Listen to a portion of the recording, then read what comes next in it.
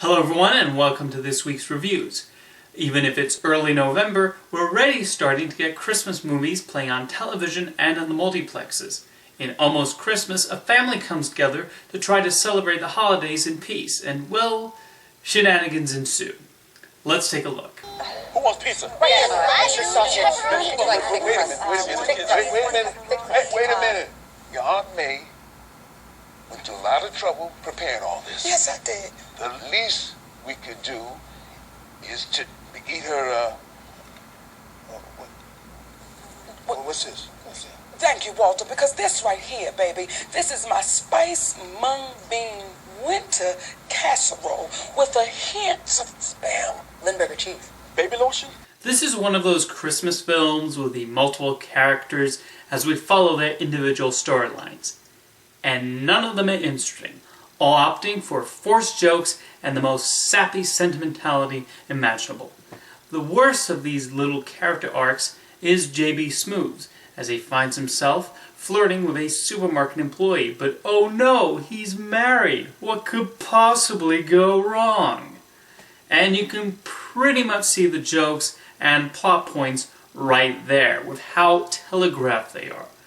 The jokes go for the broadest and most obvious, with almost all the actors forced to mug for the camera, the worst performances of which come from Smooth and Monique. The sentimental moments also try hard to tug at the heartstrings. You could almost set your watch to whenever they bring up the dead matriarch of the family and the sappy music and forced malt start up, because it seems to happen every 5 minutes. The only actor who ends up not embarrassing herself is Gabrielle Union. The only 2 times I laughed in this almost 2-hour film, yes, this thing is almost 2 hours, were because of her line delivery. Union is one of those actors whose presence just immediately makes things a little better, and here she's the only person who goes for salty in this role. Unfortunately, she has to deal with the same crummy jokes and cliched storyline and dialogue that everyone else has to. Almost Christmas was a Christmas film so plodding and unfunny.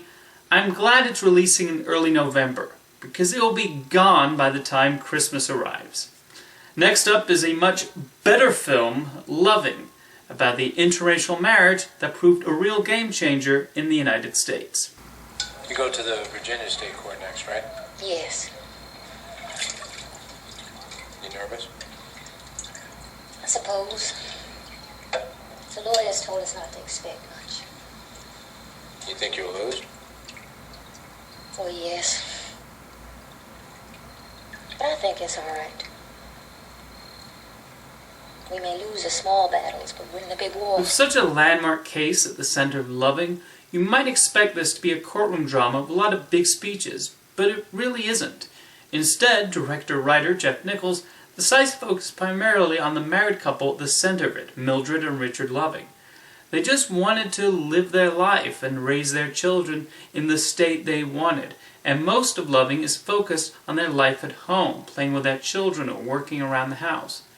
There's a quiet nature to the film that also manages to hit home the message that this is normal, and the notion this was considered unnatural in a number of states at the time is ridiculous. They just wanted to live in peace wherever they wanted. The performances are excellent too. Joel Edgerton plays Richard in a subtle and understated way, but that fits who he's playing. Ruth Negga is also wonderful as Mildred, capturing so much the emotion of the situation, mostly with her eyes. They have a touching and fantastic chemistry, and both absolutely deserve Oscar nominations. Nick Kroll also manages to successfully play against type as the lawyer who helps bring their case to the Supreme Court. But again, the film understands the focus should not be on the lawyers, but on the Lovings. Thanks to Nichols' assured direction and smart script, he makes Loving into something special, and a great depiction of how this law was thankfully changed, and also helped pave the way for other changes in how marriage is defined in the United States. Thank you for watching this week's reviews, and I'll see you next time.